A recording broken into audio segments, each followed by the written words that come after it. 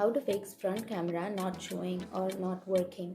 So if your phone's front camera is not working, then you can simply open up your settings on your device, and then you can go for apps and notifications, and here you can go for see all apps, and simply scroll down and go for camera, and here you can go for storage and cache, and then you can simply go for clear cache.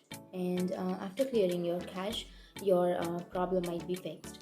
But if that still doesn't fix your problem, then you can simply remove that, and then you can open up your camera, and now you can simply go for settings, which is on the upper right, and then go for photos, and here you have to simply turn on your selfie photo mirror.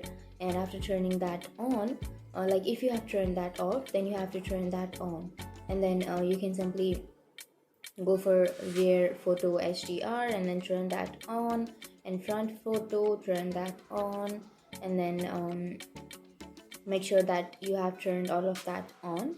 And after that, now you can simply remove that from your background, and now you can open up your camera, and now your front camera might be working.